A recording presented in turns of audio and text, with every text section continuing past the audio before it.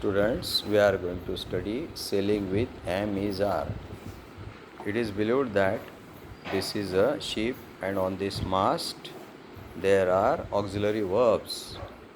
कोणत्या कर्त्याला कोणतं सहाय्यकारी क्रियापद चालतं सांगता येईल का बाळ?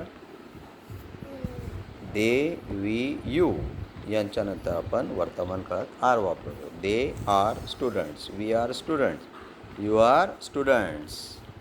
ही सीट यांच्यानंतर आपण इज वापरतो. He is a student, she is a student, it is a student. आणि फक्त आय नंतरच ॲम येतो. आय ॲम अ स्टुडंट, मी एक विद्यार्थी आहे. आता आपण यांच्या जागी भूतकाळी सहाय्यकारी क्रियापदे वापरू. आरचा भूतकाळ काय होतो? बरोबर, वेअर. इजचा वॉज, ॲमचा वॉज. आता आपण भूतकाळी रूपं वापरू. दे वेअर स्टुडंट्स, ते विद्यार्थी होते. वी वेअर स्टुडंट्स, आम्ही विद्यार्थी होतो. यू वेअर स्टुडंट्स, तुम्ही विद्यार्थी होते. ही वॉज अ स्टुडंट, तो एक विद्यार्थी होता. शी वॉज अ स्टुडंट, ती एक विद्यार्थिनी होती.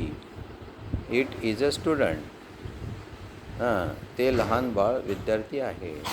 आय एम अ स्टुडंट, मी विद्यार्थी आहे. समजले? विशिष्ट कर्त्यानंतर विशिष्ट सहाय्यकारी क्रियापद वापरले जाते. जर तुम्हाला हा व्हिडिओ आवडला असेल तर लाईक करा, शेअर करा, कॉमेंट करा. Thank you, tata, bye bye.